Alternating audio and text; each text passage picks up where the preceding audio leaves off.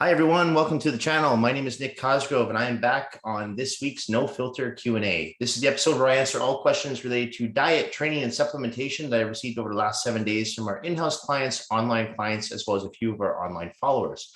Remember, if you have any questions related to your nutritional plan, workout program, supplements you're taking, not taking, considering taking, please feel free to email me your questions at nick@foreverfitperformance.com, or you can also DM them to me on my Instagram, which is fitcosgrove_. So let's get started on this week's Q&A because we have quite a few questions to get through. Okay, yeah, quite a few ones this week. Okay, question one. Hi, Nick. I'm following your 6-day training split and was wondering why you have 2 leg days in the split. I thought you only advised your clients to train each muscle group just 1 day per week. Thanks. Okay, so if you're following a 6-day training split, I usually do advise most people to incorporate 2 separate leg days. And I usually like to put those leg days on back-to-back days, and I'll explain why. So day one, leg day one, that's what I call it, is primarily just a quadricep focused workout. It includes squats, hack squats, leg press, walking lunges, leg extensions, ball wall squats, anything that directly stimulates the quadriceps. And then day 2 is primarily hamstrings, glutes, and calves, where we do stiff leg deadlifts, lying hamstring curls, seated hamstring curls, calf raises, standing calf raises, standing barbell calf raises, seated calf raises, hip thrusts, glute kickbacks, so on. Now, the reason I put those 2 workouts back to back is because I like to think of the quadriceps and the hamstrings as agonist versus antagonist muscle groups. It's kind of like the bicep and tricep. So what happens when you train your quads, as most people know, if you train your legs really hard, they're going to be sore for days. So what I try to do is I try to get the quad workout in on day 1, and then the next day I'll do the hamstrings and glutes, because DOMS usually takes about 48 hours to set in. For those that don't know, DOMS, D-O-M-S, stands for delayed onset muscle soreness. Okay, so one of the reasons why I like to put those muscle groups on back-to-back days is generally it tends to work really well for most people because they're not as sore on day 2. Okay, so they can still get through their hamstring and glute workout and not worry about their quads are sore, but they're not yet nearly as sore as they're going to be on day 3. As I said, DOMS takes about 48 hours to kick in. So if you train your quadriceps on Monday, yes, they're going to be sore on Tuesday, but come Wednesday, if you train them hard enough, you're barely going to be able to walk. And sitting is going to be difficult to do. Anything, pretty much any activity is going to be difficult to do if you really hit your legs properly. So that's why I like to incorporate those 2 workouts on back-to-back days. Now, if you're following a 3 or 4 day split, no, you're not going to do 2 leg days. You're going to try to condense everything into one, reduce the volume on your quads and hamstrings. But if you are doing a 6-day training split and you're trying to really bring up your legs, man or woman, I do recommend throwing in 2 leg workouts. I do 2 leg workouts every week, and I have all my clients who train with me 6 days a week. They do the same thing, 2 leg workouts each week. So that's why I do 2 leg workouts in a 6-day training split. Okay, next question. Nick, what are your thoughts on popping Cialis PreWorkout? Why is this now a thing? I didn't know it was a thing. I have heard of people doing this before, and I think it's ridiculous. Okay, the ideology behind popping Cialis PreWorkout is because it's going to stimulate a better pump to the muscle bellies and get better blood flow and better contraction. To me, that's pure bullshit. I do not advise anyone or recommend that you take Cialis PreWorkout. And another thing too, you have to be careful with Cialis. It can have some effects on the heart. So the last thing you want is, if you're going to a workout, which is going to obviously elevate your heart rate, taking something like Cialis. That to me is a very dangerous concoction. I would not do it. Another thing that Cialis does, a lot of people don't know this, is it can cause cramping too. So if you're taking it, pre-workout, and then you go to the gym and you start contracting and stimulating muscles, but it doesn't matter what muscle group you're training, lower body, upper body, you risk the chance of cramping. So I wouldn't recommend doing that. I actually have a few of my male clients who have taken Cialis or who do take Cialis, and they tell me sometimes they actually have to do it far further out from the workout because they actually have cramped on the floor training. So what they'll try to do is keep quite far apart from the workout. So whether it's a day or 2, because don't forget too, Cialis can usually stay in your system for up to 72 hours. So you have to be careful with that. So I would not advise anyone to take Cialis, Viagra, pre-workout. Okay, that should go without saying, but obviously, apparently it's a thing now. So I'll say it again: do not take Cialis or Viagra pre-workout. Don't do it. All right, next question. Uh, okay, question 3. Hi, Nick. I have a sharp pain in my lower back when coming up during a squat. I don't think my form is wrong as I go down past parallel to the floor and squeeze my glutes once I come back up. Okay. It's hard for me to assess your form unless I see it. But I can tell you, you're talking about that you squeeze your glutes. And that's actually one thing I actually advise my clients not to do when they do squats. I know that might seem counterproductive, but I'll tell you why. So if you're doing a barbell back squat, one of the things I tell my clients is forget about your quadriceps. They're going to contract already. Where I need you to put your mind to muscle connection when you're doing a barbell back squat, so the bar is on your back and you're squatting down to the floor, I need you to put your mind to muscle connection in your glutes and in your hamstrings. So as you push up through the floor, through your calcaneus, your heel, activate your hamstrings, push through your glutes. And then you don't have to worry about squeezing your glutes, because if you're focusing on contracting and pushing the weight up with your hamstrings and your glutes together, the glutes are already going to be contracting. You don't need to squeeze them. So one of the mistakes I see a lot of people make, and I'm not sure if you're doing this, but I see a lot of people, I see this more with women than men, as they come up into the squat, they get to the top and they squeeze their glutes. And when they squeeze their glutes, what they do is they actually hyperextend the lower back. Now, when you hyperextend your lower back, when you've got weight on your traps, that's very dangerous and puts a lot of pressure on that L4, L5 region. So that could be why you're feeling it when you come up. So what I recommend you do is as you come up into the squat, once you get on the up phase, don't squeeze your glutes, just go right back down. Keep the tension on the glutes and the hamstrings, obviously the quadriceps as well, but don't worry about squeezing your glutes. They're going to squeeze if you're trying to focus on pushing up and back. That's another thing too. So when you're doing a barbell back squat, one of the things I always tell my clients to do, and this really helps so you're not rounding forward, is as you're pushing up, really try to focus on pushing your weight back. So that helps also stimulate more of mind to muscle connection with the hamstrings and glutes as well.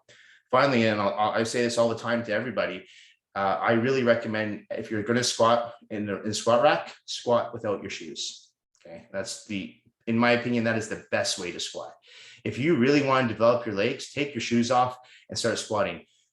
9 times out of 10, you will notice a way better mind to muscle connection, not just with your glutes and hamstrings, but overall, you'll feel everything. You'll feel your core, everything, because you just have better stability and you'll feel more secure. And finally, if your back is still bothering you after doing that, I would advise you to wear a weight belt. I wear a weight belt when I squat. I know a lot of people are like, no, I don't want to wear a weight belt. I'm not a bodybuilder. Look, I've been squatting for 20 plus years. Knock on wood, I've never had any issues with my lower back. And I attribute that to wearing a weight belt and taking my shoes off, not going ridiculously heavy, and always making sure my back is protected by when I come up, I don't hyperextend it. So once again, I'll say that if you're coming up and you're trying to squeeze your glutes and you hyperextend your back like that, that puts a lot of strain on that L4, L5 region. So don't do that. If you're not too sure if your form is right, get someone to video it for you in the gym. Take out your iPhone, get someone to record it, send it to me, and I'll assess your form for you. All right, next question. Nick, why do I have severe cramping in my muscles throughout the day after I work out? I don't know, maybe you're taking Cialis PreWorkout. No, so that's actually pretty common with quite a few people I work with, and it's usually one of 2 issues. The first obvious issue is you could be dehydrated. Okay, so what I usually recommend to most people is to make sure this is my rule of thumb. If you're 200 pounds, you should be getting at least 2 liters of water in a day. Okay. If you're 120 pounds, I say get in at least 1.5 liters. So if you're over that threshold, then that's the minimum. Like myself personally, I drink up to 4 to 6 liters of water a day, and I'm 210 pounds. But I need a lot of water because, again, muscle is 80% water. So you want to keep your muscles hydrated. So that's usually the #1 reason why most people cramp. Now, if that's not the reason and you are drinking lots of water and yet you're still cramping, it could be an electrolyte imbalance. And that could be a sodium issue too. So maybe if you're like me, for example, and you don't salt any of your foods, I don't put salt on any of my foods. But what I do is I use a BCA powder that contains tons of electrolytes. So it keeps my sodium levels high. Because remember, sodium is not necessarily a bad thing. We do need some sodium in the body. Like we can't take sodium out completely. Ask anyone who's ever prepared for a bodybuilding show or fitness competition, and we start to drop the sodium the last few hours before a show, you feel like crap. We don't drop it completely, but you lower it and you actually really feel like garbage. So you want to still keep your sodium levels moderately high. You don't want to drop them completely. So That's another thing I would do is I'd recommend picking up some electrolytes. It doesn't have to be something like Gatorade or Powerade or any of that garbage. You can just pick up some pure electrolyte, crystal electrolytes powders and just put it into your water.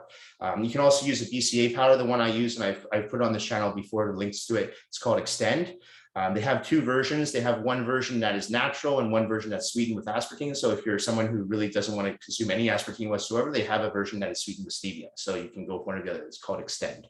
And they have different flavors. No calories, calorie-free, and there's tons of electrolytes in there. So I'll drink some of that, but I don't drink that all day. I'll make sure I get just some basic clear water in as well. So I would say you're either A, dehydrated, or B, it's an electrolyte issue. Okay, and so make sure, again, if you're 200 pounds, make sure you're getting a minimum 2 liters of water a day, especially right now in the summer. Even double that, go to 4 liters of water a day, because you're sweating for most of the day, right? We're losing water, you're losing electrolytes. Then that's most likely the reason why you're cramping. Add some electrolytes in and see if that helps. And if it doesn't, then you might have another issue. And in that case, you might want to go get some blood work done. All right. Okay. Next question. Hi, Nick. The number keeps going down on the scale, which makes me happy to see. But how do I know how much of this weight is fat versus how much of it is muscle? That's a good question. So what I tell a lot of my clients who are working with me on a weight loss program is we have to be so careful as to how we diet you down and we lose weight. Yeah, if you're on a weight loss plan and it's nice to see the scale go down 2, 3, 4 pounds a week, it's great, right? It's very motivating to see. But then you have to start asking yourself, okay, how much of that weight is truly fat? How much of it is muscle? And how much of it is actually water, right? Because you do lose water weight too.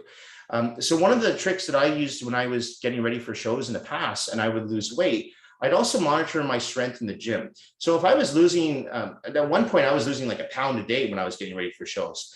And what I realized, though, I was losing a lot of strength as well in the gym, like some of my lifts started to go down drastically. So I realized, okay, if my weight's going down on the scale and my weights are going down in the gym, I'm most likely losing a combination of fat and muscle. But the goal is not to lose any muscle. I want to preserve as much muscle as I can. Sure, if you're in a caloric deficit, you are going to lose some muscle, but you want to make sure that 90% of the weight that you're losing is fat, not muscle. And it should be none of it should be water. So you want to keep the water weight, right?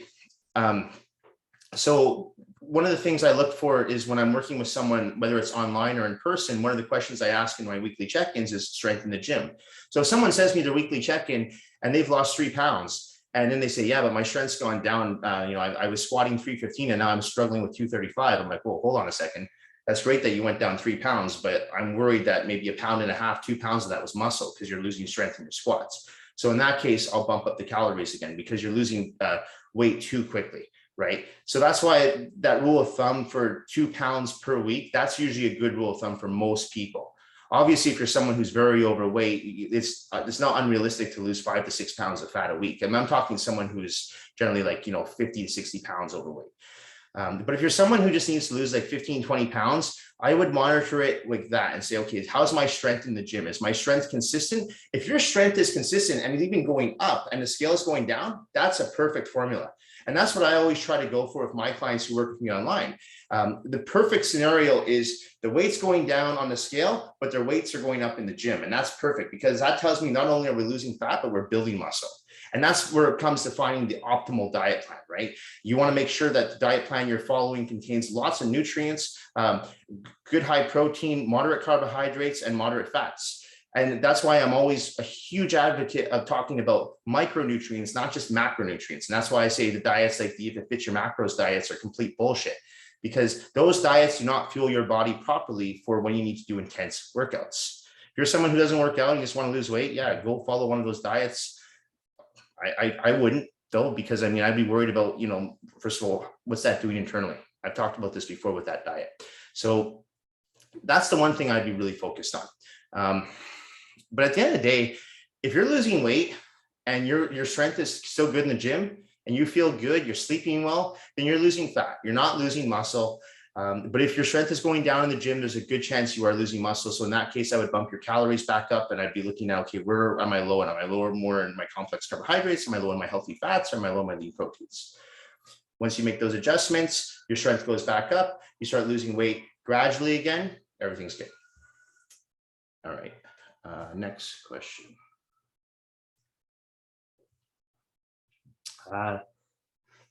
Nick, have you heard about the 5-minute workout? Is it any effective? I've heard about 15-minute workouts before. I haven't heard about a 5-minute workout. That's new to me. I've always said it doesn't matter how long you're in the gym. What matters is what you do in the gym, right? So for me, for example, my workouts are never longer than 40, 45 minutes tops. That's it. I'm in, I'm out. I don't talk to anybody. I just train. I put my headphones on and I just go all out. I rest very little between sets. That's how I like to train, though. I don't like to spend an hour and a half with weights. That to me is ridiculous. Like at that point, what's the point? You're overtraining the muscle.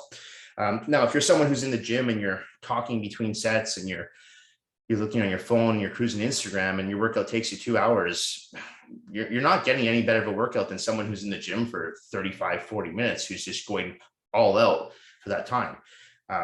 If anything, I think shorter duration, higher intensity is much better than longer duration, lower intensity when it comes to putting on muscle and losing body fat with resistance training.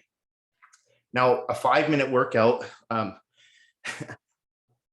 I don't know what you can do in 5 minutes. That's my personal opinion on that. I know there's that saying, any workout's better than no workout at all. And I kind of disagree with that. I mean, at 5 minutes, I mean, what are you really going to do in 5 minutes? It's not something that I would recommend to clients to do. If you're someone though who is trying to get, I have a lot of people, for example, who took time off during COVID and they're just trying to reestablish a habit of getting back into the gym. So if it helps just to go to the gym for 5 minutes, do a few sets, maybe get 4 or 5 sets in and then leave just to get the habit of going back to the gym, I can see that, fine. But as far as getting results from a 5-minute workout, I can't see it. And I honestly can't even see that with a 15-minute workout either. I'm sure there's some people out there that might be able to prove me wrong on that, but I've never seen that. I think a good rule of thumb is you want to be in the gym for at least a good 30 minutes. If you got 30 minutes, I mean, there's 24 hours in a day. Surely you can spend 30 minutes in the gym.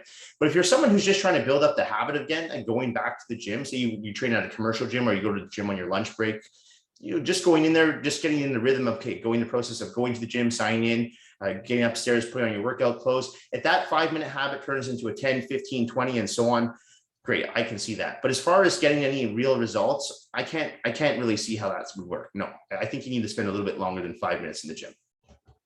Okay. Next question. Hi, Nick, would it be okay to take a diuretic the night before going to the beach? Oh, God. I have some on hand from my last show and was thinking I would like to drop some water weight before hitting the beach. Nothing crazy, just maybe 1 aldactone 16 hours before going to the beach. Okay, firstly, get rid of aldactone. That's a terrible diuretic to use. I would definitely not recommend you use that. So if you're getting ready for your next show, get rid of that. Switch over to Diazide, okay? And I've gone over this before in my contest prep section as to why I'm a believer in using Diazide versus aldactone. So I'm not going to cover it here, but I would throw out aldactone. You're playing with fire right there. Now, as far as taking a diuretic before you go to the beach, absolutely not. That's ridiculous, okay? Really ridiculous. I'm always being careful with my clients who get ready for shows and take diuretics before they get on stage. Diuretics, you have to be so careful with. People have died taking diuretics. And for those that don't know what diuretics are, essentially, I'll break it down very easy for you. You take a diuretic, it drops 80% of your water weight. So bodybuilders or fitness competitors use them before they go on stage because it makes the muscle pop a little bit more. But if the problem is if you take too much diuretic, because as I mentioned before, muscle is 80% water. If you take too much diuretic and you lose all that pop, that water, you're not going to have that same hardness on stage. So there's sometimes people, they overuse the diuretics and then they look what we call flat on stage. Going to the beach, which is going to be hot and you're going to be thirsty and you're going to be already dehydrated, you want to take something that's going to make you even more dehydrated, you're asking for trouble. I would not recommend taking a diuretic prior to going to the beach.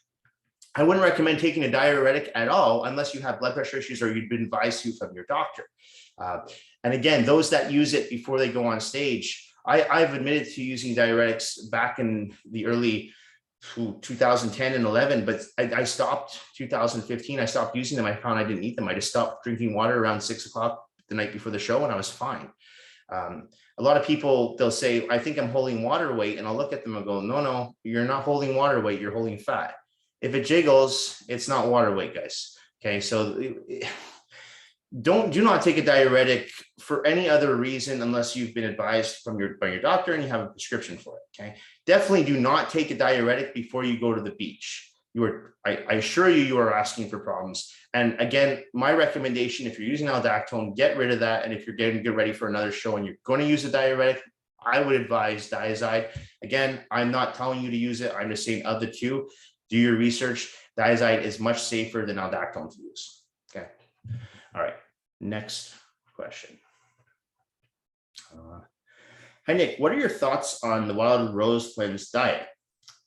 Okay, well, first of all, it's not a diet, it's a detox. It's a 12-day detox. And believe it or not, I actually like the Wild Rose. I've talked about this before. I like the Wild Rose Cleanse. I actually do.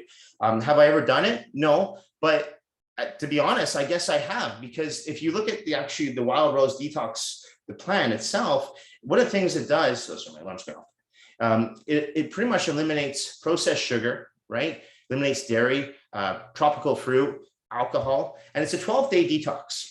Now, when I look at my diet, I pretty much don't have any of those things in my diet year round. Alcohol once a week, but as far as fruit, no. And you, by the way, you actually can have fruit on this diet, on this detox, I should say. Just can't be tropical fruit, because tropical fruits are a little bit higher in sugar. No processed sugar. So I like that. I like when I see so-called cleanses like this, because you really should be kind of eating like this year round, but most people don't.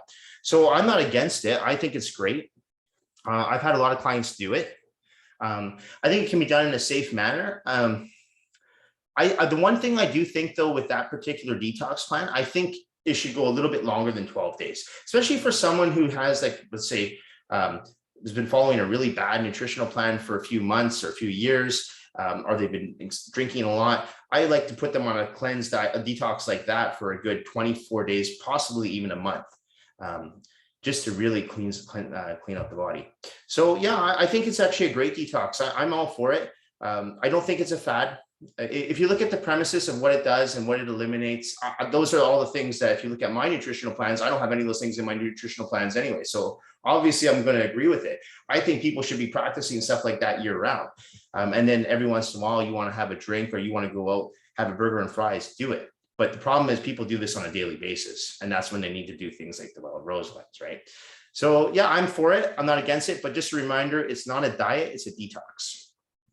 Okay, next question.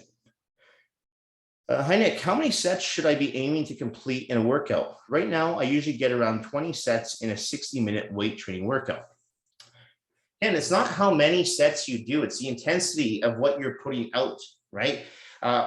For an example, in my group classes, we usually aim anywhere between 42 to 48 sets. Those are very high volume, high impact classes. We're going all out though. We're doing circuits of 6 to 7 stations. I'm only giving them anywhere from 60 to 90 seconds rest after they've completed 6 full sets, back to back, no rest in between. Then I have other sessions where I'll do private sessions where we might get fewer sets, but I'm using more heavier weights. So if I'm working with someone who's getting ready for a bodybuilding show, they might get in, let's say, 30 sets in a workout versus someone who's in a small group class who might get 48 sets, because the person in a small group class is lifting lighter weights with higher volume, higher reps, and the person who's getting ready for the bodybuilding show might be doing lower reps with heavier weights and will need a little bit more rest in between sets. So it's not necessarily how many sets you do that's going to dictate how good your workout is. It's the intensity that you're putting in.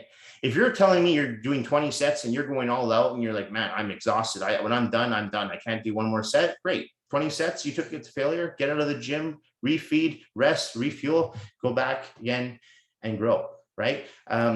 So I wouldn't look at it as how many sets. Now, if you're getting, let's say, 5 sets in 60 minutes, something's wrong. There's something going on there. Either you're talking on your phone or you're talking to your neighbor or something. So you have to kind of maximize your time. But a good rule of thumb, if you're basic straight set training and you're lifting moderately heavy weights, I would try to keep the rest periods in between sets to no more than 60 to 90 seconds. Okay. And if you're doing lighter weights and high reps, then again, if you're able to circuit train, if you're at a private training facility, or if you're at a commercial gym that's not very busy and you have the luxury to circuit train, I would try to do 6 or 7 stations in a row, take that 60 to 90 second break and do it again. Obviously, if you're circuit training, you're going to go a little bit lighter on your weights though, because you're going higher volume. So that's how I would dictate the workout is whether or not you're getting the best use of your time in the gym is by just going all out with your sets. Okay, don't worry about how many sets you get in. Just make sure that your intensity is all out.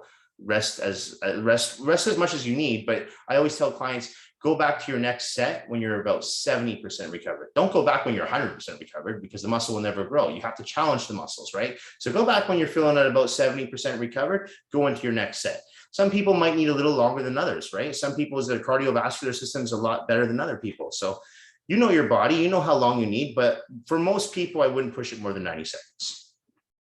Okay. Last question. Nick, I hate my arms. They're so flabby and so gross looking. I'm worried if I lift heavy weights, they will just get bigger and look even more gross.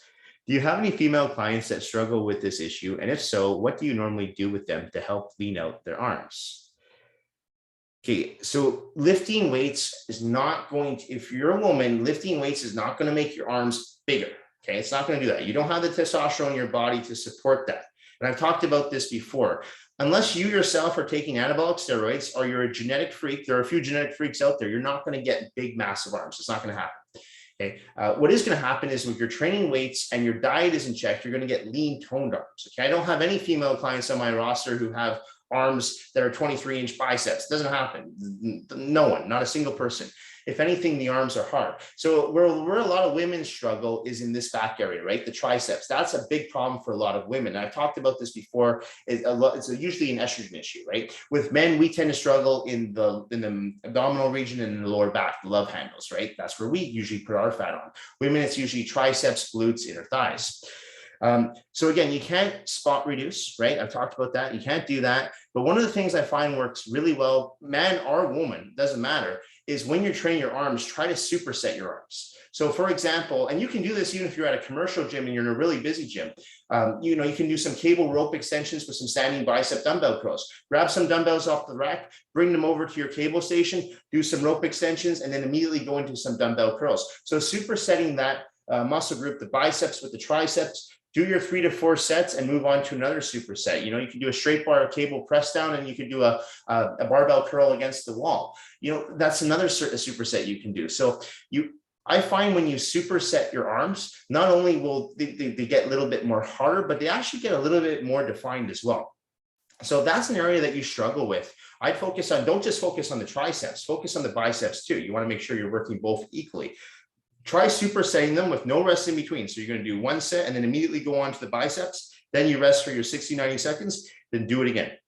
Okay. And I'd pick about maybe 3 or 4 exercises for your triceps and 3 to 4 exercises for your biceps, throw them into an arm routine and just knock out at least 3 to 4 sets per exercise, right? I usually will have people do 3 sets of each. So if you're doing 4 exercises of biceps, 3 sets, that's 12 sets for your biceps. Same thing with your triceps, 12 sets for your triceps. There's 24 sets arm workout once a week. Don't do it more than that. And then move on to your next muscle group the following day. Don't forget too, when you're doing exercises like chest presses, seated rows, shoulder presses, you're also working your biceps and your triceps. So that's why it's important to not neglect those muscle groups as well. So if you're a woman and you want to really make sure that you don't get flabby arms, do not neglect training your arms, but also don't neglect training the other muscle groups like your chest, your back, and your shoulders, because your arms are your synergist muscles in all those muscle groups. So your arms are going to get worked throughout the week. Okay. So work them directly once a week, and then you're going to work them indirectly on chest day, on back day, and on shoulder day. And that should solve the problem. But again, high volume, don't be afraid to go heavy. Still keep those reps between 10 to 15, right? Double digits, but don't be afraid to go heavy. I promise you're not going to wake up with 23-inch biceps. It's not going to happen. All right. Okay, guys, that's it for this week's Q&A. This episode should be going up on Thursday evening. Remember, if you have any questions related to your diet, training, or supplements you're taking, not taking, considering taking, please feel free to email me at nick@foreverfitperformance.com, or you can also DM me your questions at @fitcosgrove_. Thanks, everyone. Have a great weekend, and I will see you all next week.